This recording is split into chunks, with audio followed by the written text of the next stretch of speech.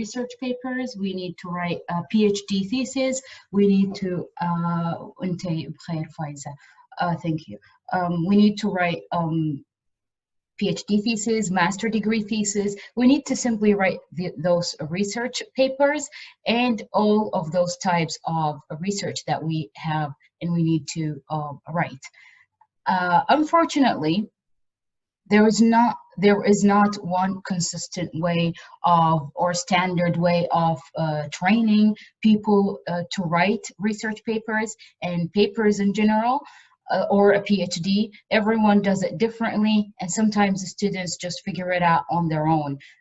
Personally, I myself figured it out on my own, and with the help of the older generation that joined me or was there before me in the college, and these generations told me that they figured it out from the people before them, and so on and so forth. So what I want to say is, don't ever feel bad if you don't understand something, or if you feel that you're not really aware of some writing techniques, or if you feel that you are a little bit you know, you're not native in the language, or you feel that, oh, I had all my studies in this country and in the Arab countries, for example, and now I have to write a research in English. It's going to be difficult. I don't know how to do it. Sorry, there seems to be a problem. Hiba Al-Umari, are you here? Because Hiba Al-Umari. Okay, I'm muting all, but there are some people who are unmuted for some reason. Hiba Al-Umari, are you here? Because it says that Hiba is joining for like 10 times. So I don't know if it's a mistake or there is lag or something. Okay, I guess Hiba's not here since she's not responding. I'm gonna just have to clear that. Sorry, just 1 minute. That's the problem, I guess, with online teaching. There's always some technology thing that you just don't know how to handle. I finally figured out how to stop the writing, and it stopped. So, okay, we don't want to do that, not yet. Okay. So basically, Hiba is lagging, and that's why, sorry, okay. So I was saying, don't ever feel bad that you're not really aware of how to write, or how exactly are you going to be able to write, or that you're not aware of the writing techniques. Don't ever be ashamed that you have mistakes, because when you make mistakes, then you're going to be able to actually move forward. Okay, so the first thing I will do is I'll tell you about the outline that we have. So basically we start, I'll show you what exactly are the things that we're sharing. So the first thing is I will tell you about the types of research that we have, and then the best way to choose a topic. But after all, the best topic for me might be a different topic for you, and so on and so forth.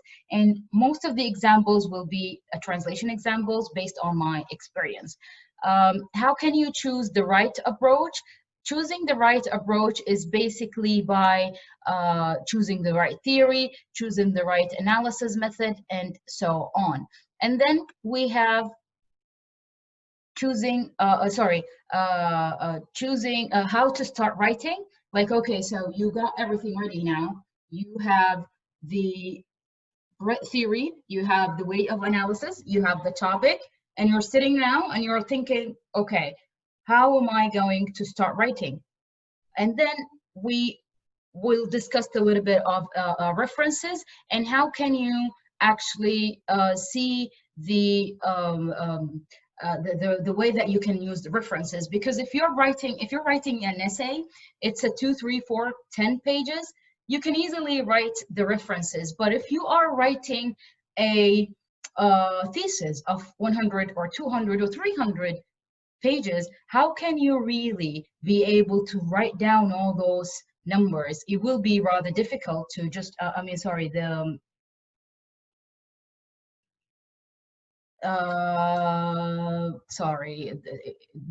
somehow someone is connected to the Twitter, and okay. So basically how to use these references and keep them updated while you are doing the research. Because as we all know, when you have literature review, it's different um, when you have theory, when you have data analysis and all of that together. So how are you going to be able to write down all those references in one style? Remember, we have different styles. We have ABA, APA, we have MLA, we have Chicago, and so on. It's a lot of styles, and those styles need to be really consistent. So how can I keep them all together while I'm writing at the same time? And I'll give you general tips, and of course I'll have time for discussion and questions. And unlike the other lectures, this lecture will be really light and quick, because it's just information and basic information that basically every one of us would have to apply into their own research papers. And one important thing is, sometimes what works for me does not work for you. For example, if I read 2 books and then I can just simply write them down, but for you it might be not the way. It might be like you have to actually circle down and highlight and do stuff like that. So at the end of the day, each one of us does their research differently, but there are general tips how that it will basically help you how to be better. So those are the tips that I will share with you. Okay, so when we want to start, we will first start saying, what are the types of essays that exist in the world? Of course, there are different types of essays, but the most famous types of essays are, first, the university essays. So let's say you have a class in English 101, or you have a, does anyone know Hiba Al-Umari? Because she keeps bouncing in the chat and in the participant as 3 members at the same time, which is really weird. You can hear me, right? Can someone say anything in the chat so I can know if you can hear me? Yes, okay. Yes, okay, okay, good. Thank you very much. Okay, we're admitting Hiba, and it's on her if she's a person or just a spam. Okay, cool. Okay, thank you, Ahmed. All right. Okay, so we'll go to the types of research. We have different types of research. The first one is university essays for undergraduate students. If you have an essay for any class, like English 101, or if you have classes in translation and you're asked to write a research paper discussing a certain theory, discussing a certain a certain piece that was translated, a book that was translating, simply discussing your favorite approach to translation. And then we have something that is more specific, something that is more sophisticated, which is an MA, master degree, or PhD theses. Those are basically where you have to put in your efforts into. Those are the things that you have to add your information, add your analysis, add polls, surveys, and stuff like that.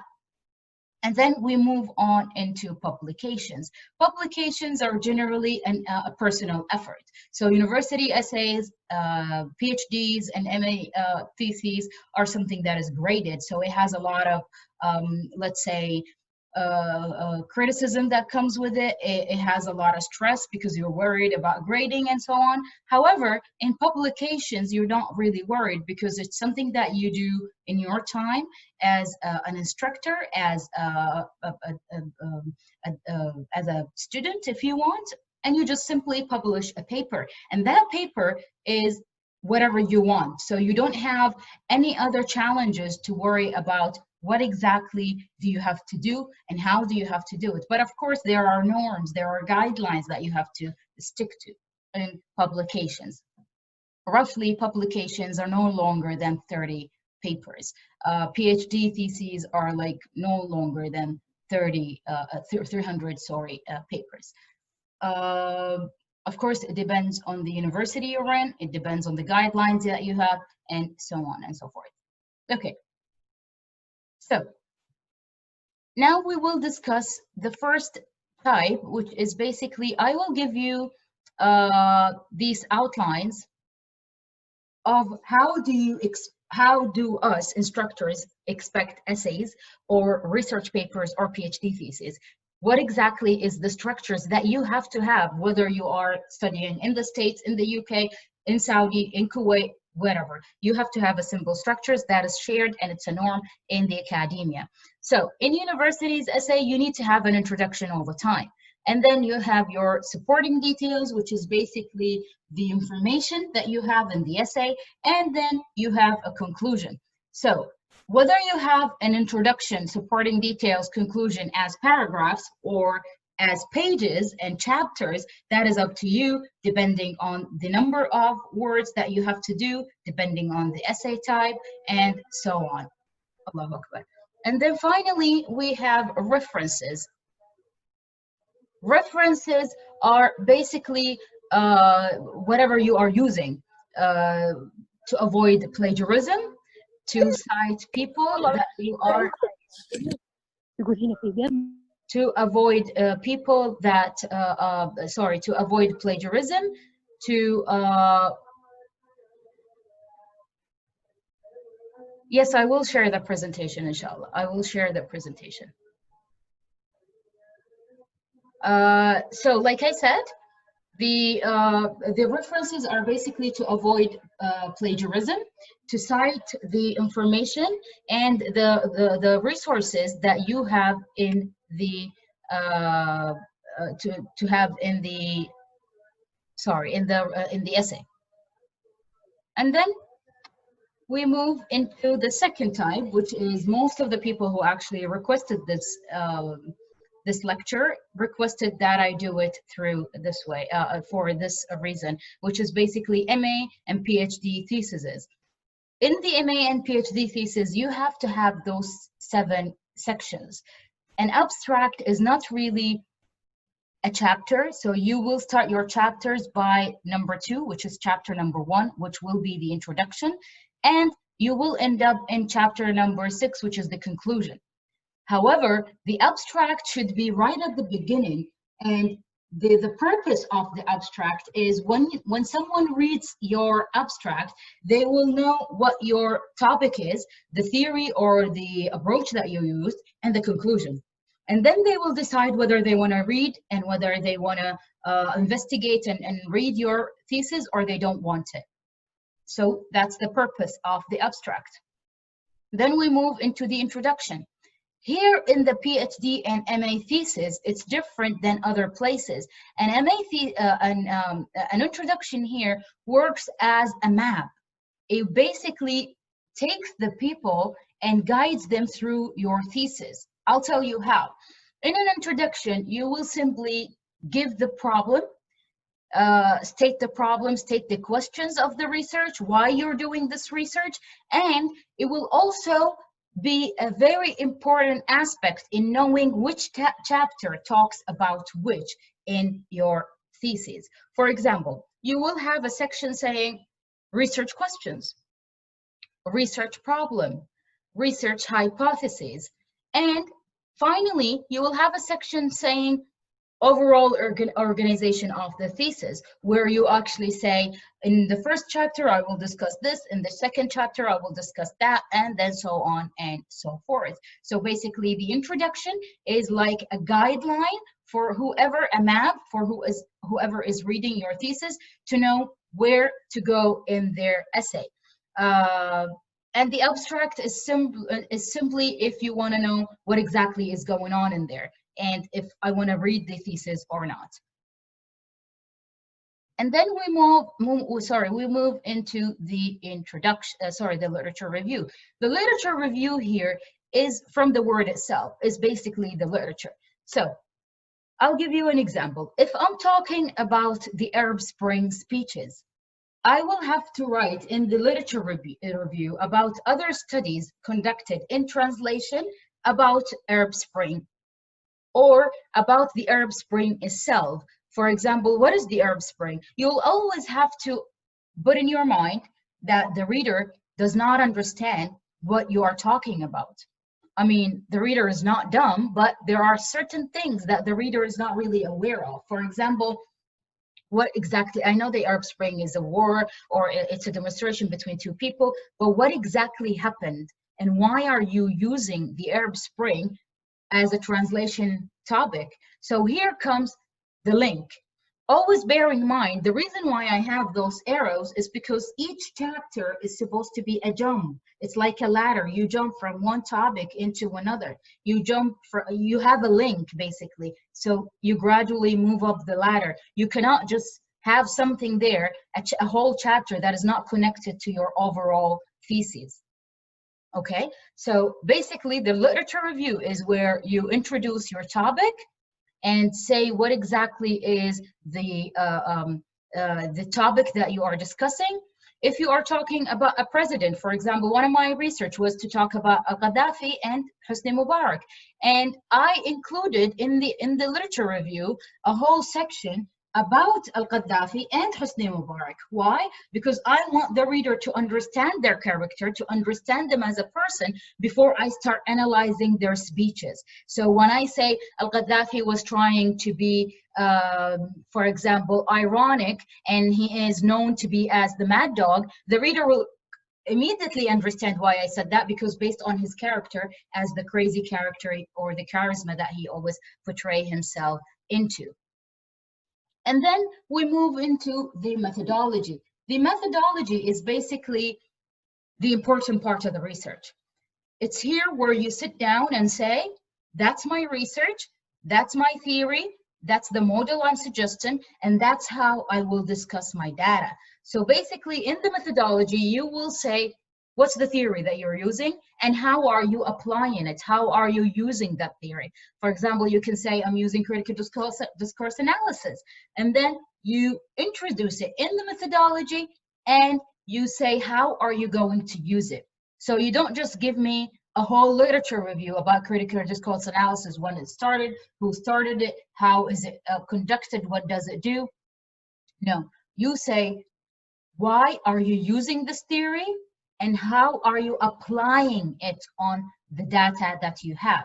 So for example, I'm using critical discourse analysis, I'm using analysis of words, I'm using analysis of grammar, I'm using analysis of speeches, because it will help me understand the ideology or the way speech shapes the opinions of others or influences the people.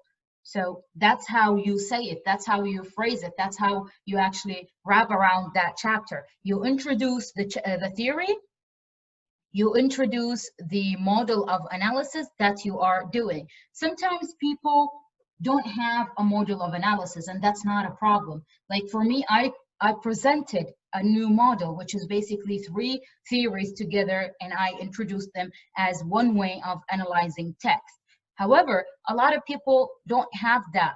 A lot of people will just analyze things using giving or contemporary or already existing theories, and that's not a problem. You just need to simply say, how are you using it upon your thesis? And of course, in the methodology chapter, you will introduce your data. What exactly is the data that you are going to explain and analyze in the essay, in the thesis, and how did you collect it? That's really important. Whether it's a YouTube video, whether it's polls and surveys, you have to have a section for how did you analyze, how did you find and collected your data. And then we move into a very important chapter, which is again as important as the methodology chapter, which is the result, or some people call it discussion, and some people would like to have 2 results and discussion. No, methodology is not discussing. Methodology is when you present your data and you present the theory and how are you going to apply it. In the results chapter, it's where you are actually telling people what are the results. So now you're saying, okay, so I applied the theory in the methodology on my data, and those are the results. And then you start with the examples right away. In the results and discussion section or a chapter, it's only about results that you had, discussion, examples, numbers, and the whole thesis. The importance of the thesis is laid there. you need to be really important. You need to be really careful when it comes down to the other chapters. What a lot of people do is, because literature review is really easy, and it's just mainly reading other books and summarizing or paraphrasing them into the literature review. And a lot of people will read a lot because that's what PhDs and master degrees do. And then when they read a lot, they would eventually put it onto the literature review. So the literature review will be this big. It's like 100 page, and that's a mistake. You need to be careful. You need to divide your chapters according to their importance. So the methodology and results section and the conclusion should be the biggest chapters, because those are what the thesis is about. Literature review is important, but it's not really important to show the reviewer or the examiner how much you read. It's rather more important to show them how much you worked on your data and analyzing your data. And then we move into the conclusion. A lot of people say, I had a lot of students saying the conclusion is simply like the results. It's definitely not. In the conclusion, you restate what you said in the introduction, as in the questions that you asked, and you answer them. How? We have the methodology saying these are the theories that I will apply to the data. And these are the data. And then you move into the other chapter, which is the results, and say, okay, so this is what Gaddafi said, and this is how it is explained. This is what Mubarak said, and this is how it is explained. This is how Trump said, and this is how it is explained. I'm just giving roughly examples. So you're not saying anything about the questions or the introductions, the problems. Why are you doing this? In the conclusion, now it comes your voice saying, this is what I noticed. This is what happened in the results sections. I noticed that translators does this when it comes to, for example, difficult words. They use these techniques. Or I noticed that translators are really influenced by the narrative giving about the presidents, and that's how they actually and eventually affect their translation, and so on and so forth. So here comes the most important part, your conclusion and answering the questions that you proposed in the introduction. And a lot of people actually change a little bit of the questions once they're done with the conclusion. And then there is a very important section in the conclusion. It's called recommendation, which helps other people in choosing the topic. In the recommendation section, which is in the conclusion, it's basically when you recommend similar research or research done in the area to be completed. For example, when I did my research in the Quran translation, I suggested that a lot of people actually investigate the importance of Nun al-Niswa and the existence of al-Mu'minuna wal-Mu'minat and how is it translated, because we have Bakhtir who opted to, she's feminist, so she opted to basically translate the Quran in a more feminine way. So this is something really important, and she did it only in her book. She's the only one who did that. And I think, if I'm not mistaken, she's the only woman who actually translated the Quran.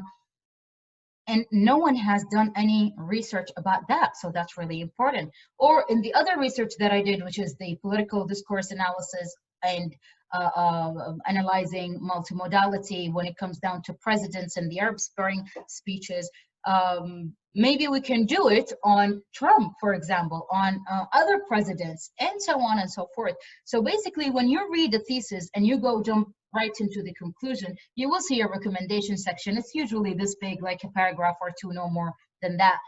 It is actually really important because it helps other researchers to either finish up what you started or start something new where you finished. And then, of course, we have the references. Sorry, we have questions. How can we present what we read about the issue? Can you give us an example? Nasser, what do you mean? How can we present what we read? If you mean the literature review, you have to read a lot of books, and then you will basically come up with, okay, if you mean since you mean the literature review, you have to read a lot of books. So let's say you are talking about Quran translation, then you have to read everything that is there about Quran translation, and you decide yourself what is related to your topic that you mention. Because when you read about Quran translation, there is the impossibility of translating the Quran. There is the what is it? There is the difficulty of translating the Quran. There are a lot of issues. So you might want to say that it's really impossible to translate the Quran linguistically. So then you will use only these chapters or these references or these books instead of using all the books that are there to actually help you in the literature review, because the literature review can be as big and wide as you want. So you can't really talk about everything that is there. Another example is the Arab Spring. I analyzed Mubarak and Gaddafi speeches. So I had to write a little bit, like a section about the Arab Spring. I couldn't really write about the reasons, the causes. I wrote about that, but it's like short paragraphs. But I can't go into depth about why did it happen, where exactly did it happen, and so on, because it's not relevant to my thesis and it doesn't really help in my thesis. There is another question. The literature review needs to be listed based on their date of publication, right? No, that's, yeah, when you're writing, of course, you have to start by the oldest and then all the way moving to the newest, or the other way around. But in the reference list, that's different. We have another question, which is, who is she? Are you asking about the translator? If you are asking about the translator, it's Layla Bakhtir. It's Layla Bakhtir, the Sublime Quran. It's very interesting piece of Quran, translation of Quran, if you are interested in doing a research. How many pages, that's up to you. You can never see, that's one of the things that you shouldn't really worry about, which is how many pages is the section, or is the chapter, because at the end of the day, the quantity is not really important, as long as you have a good research. Of course, there is a word limit, but you can't have a lot of words in one section, like you overload the methodology and results, and then you write 3-4 pages in the literature review. They have to be consistent, they have to be organized, they have to be very precise, and then it doesn't really matter how many words there are. We will discuss the I'll give you a whole section for theses to ask and general tips in a bit, but we can move into